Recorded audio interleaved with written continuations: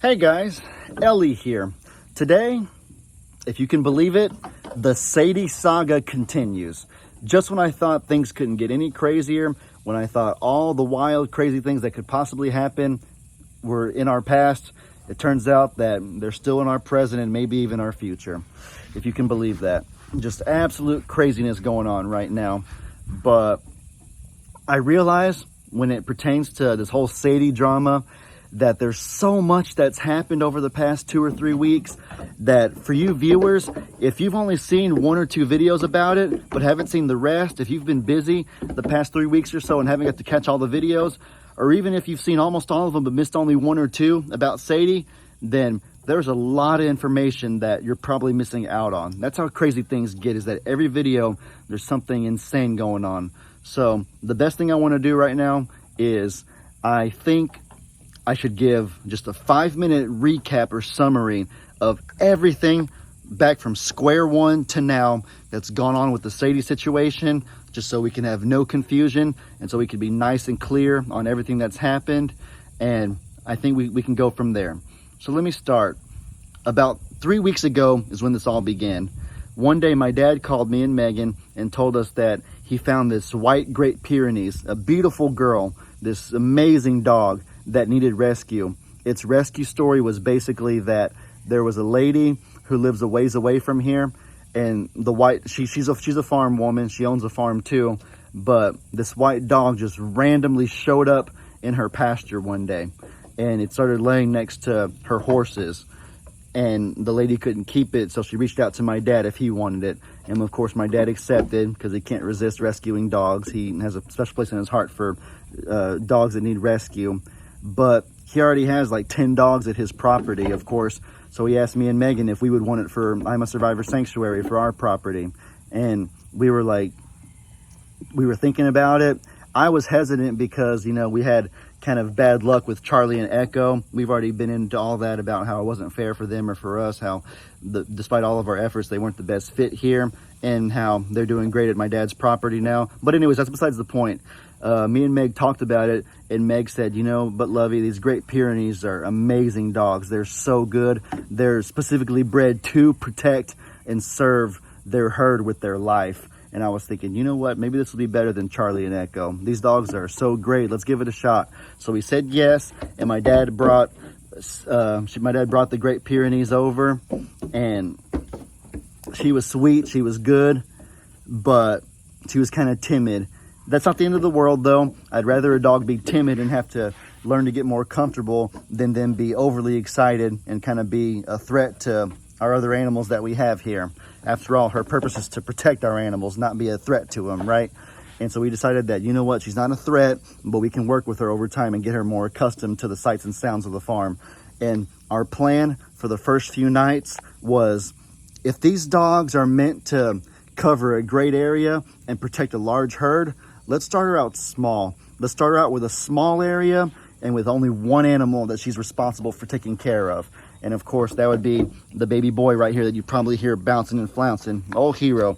He has the zoomies right now. He's going absolutely bananas. He wants my attention really bad, but I'm making a video at this moment, so he'll have to wait just a wee bit for my undivided attention. Guys, he's jumping in my lap. He will not leave me alone right now. But no, baby Hero, he was even more baby 3 weeks ago than he is now, and he needed somebody to protect him at night.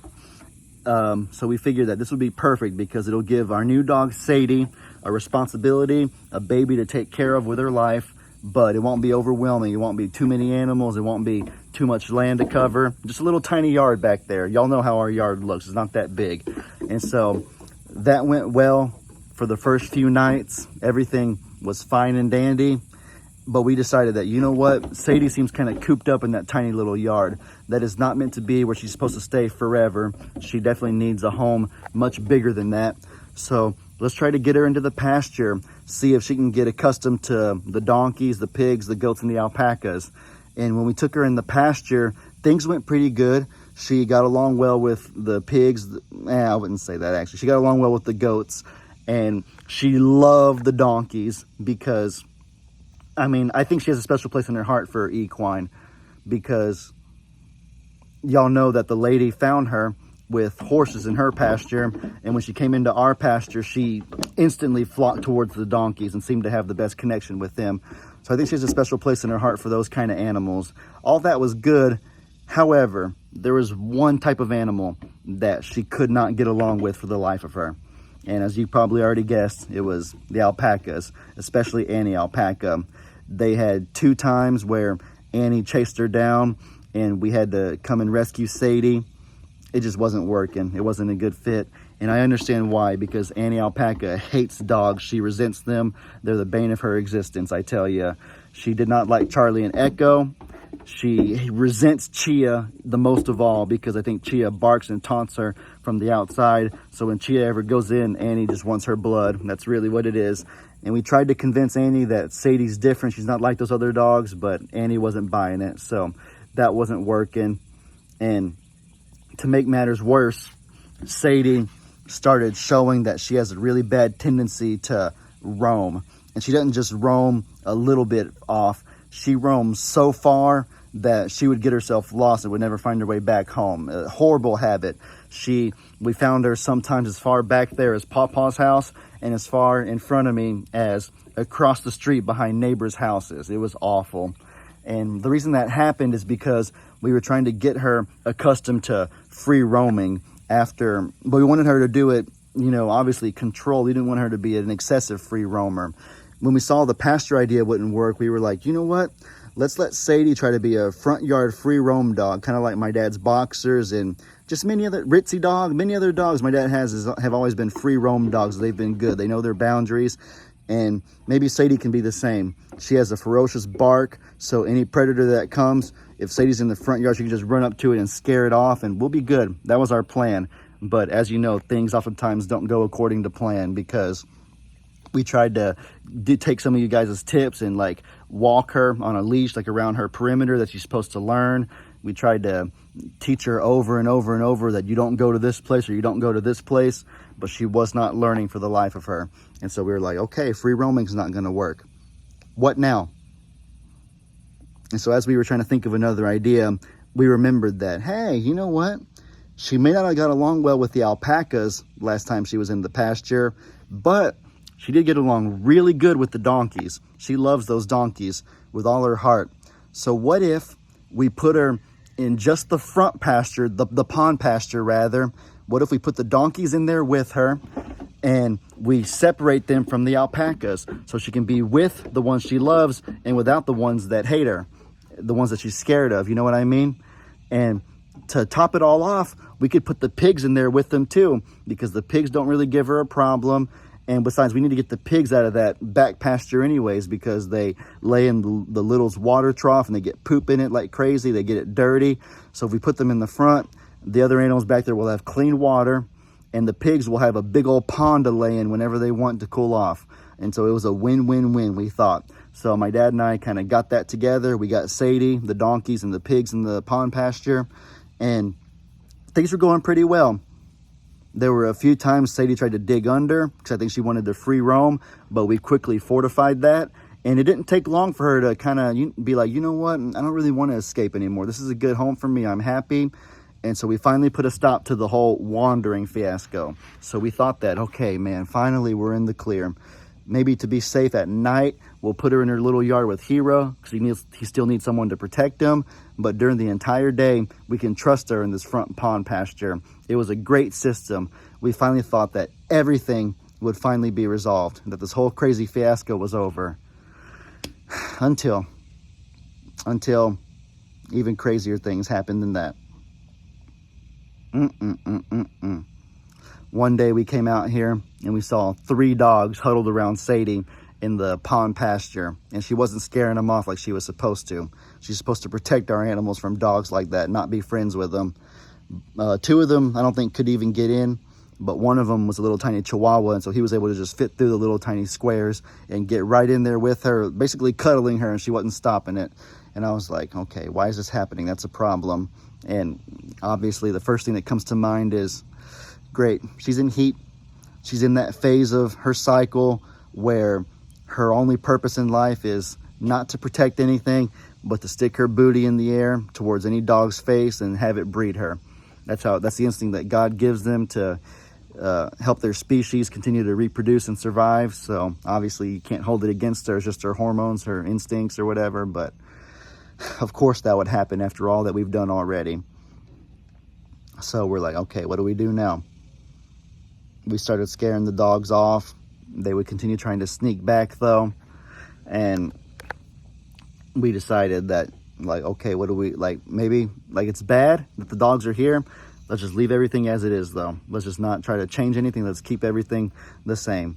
Pasture by day, yard by night, just keep a closer watch. That was good until one morning Meg and I woke up. She wasn't in her yard. She escaped from her yard, guys. She literally escaped from her yard. Poor Hero was in there by himself all night. And so Meg woke me up. She wakes up before I do. And so we went on the side-by-side and we're frantically searching for her. And guess where we find her? Across the street under some neighbor's truck with 3 male dogs laying under there with her. And we're just like, hi. Of course that would happen. So we bring her back and we're sitting there just like, what do we do now? And a little bit later, I go on Facebook and I see on my cousin Jake's Facebook page that he got a video of 3 wild dogs wandering around in his area way back on the other side of where we found her. And guess who's amongst them? Of course, it's Sadie. Sadie's back there wandering with these other random male dogs in Jake's pond and Pawpaw's area. Ivan's over there donkey kicking them, trying to scare them off. And it's just a whole mess. And so I was like, so that's where she was the whole night. In that whole time that she escaped, she went all the way as far back as Pawpaw's and all the way as far over there in the front as the neighbor's yard. It was just a whole mess. And I called the vet after all this, and the vet basically told me that we can get her spayed, but it'll be a month from now because there's a lot of surgeries in the meantime. That's the way it normally goes. You got a decently long wait time for spays and whatnot. So we're thinking, great, we got to find a way to hold out for the next month. And that just about is where we are in the present. I've read a lot of you guys' comments. Y'all have had some really great insight. One great insight that I loved was putting Sadie in the stall. And so some of you recommended that I do it 24/7 for this next month. I don't want to do that. That's kind of cruel, I feel like, a little tiny square for a whole month straight. But I do agree that it's good at nighttime when we're asleep and when we're not out there, just to be safe, to have her in the little stall so that there isn't a risk of any problems happening or her escaping.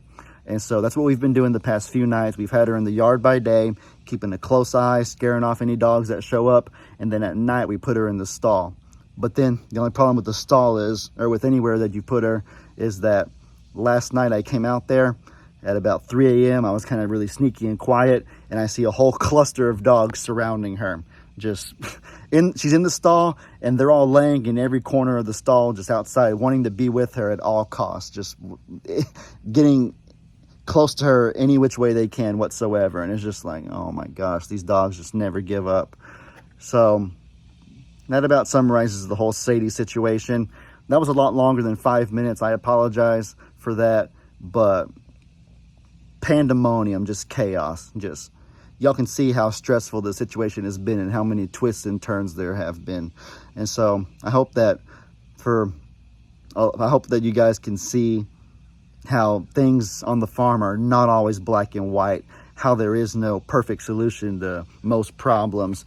This to us is kind of the best case scenario, the best thing we can do, but it's far from perfect or far from ideal.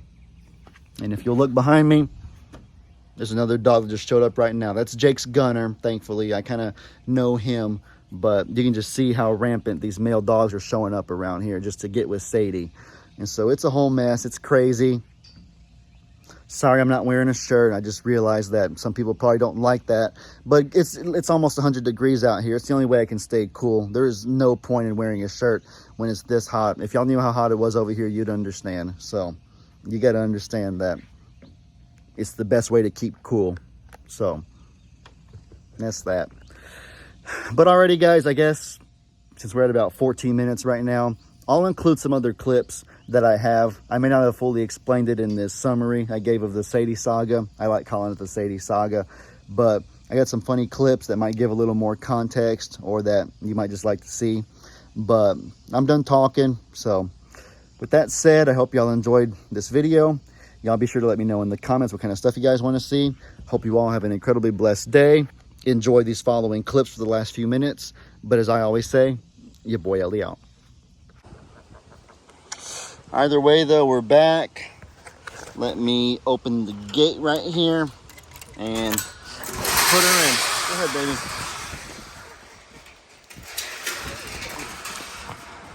And there she goes, right to her favorite spot under the trampoline.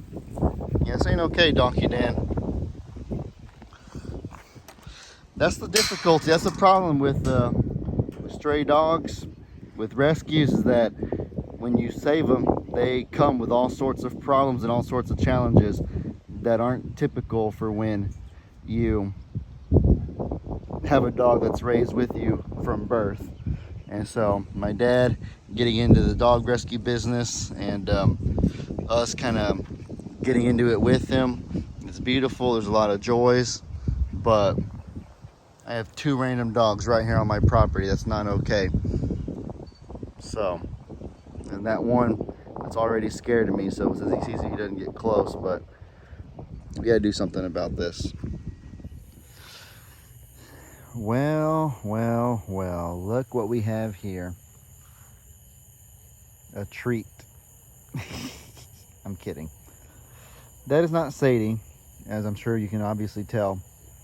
I heard clawing and banging and whimpering out here, so I came outside, and it turns out that this dog got stuck trying to get in, I guess, or got in and got stuck trying to get out.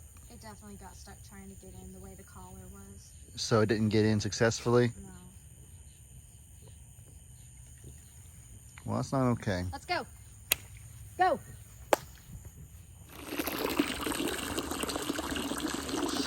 All right, guys, so I'm sitting here filling up a bowl of water for Sadie.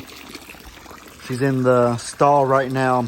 I'm thinking that with all the different things going on, and according to many suggestions that I got from y'all, I think that keeping her in the stall is going to be a really good idea.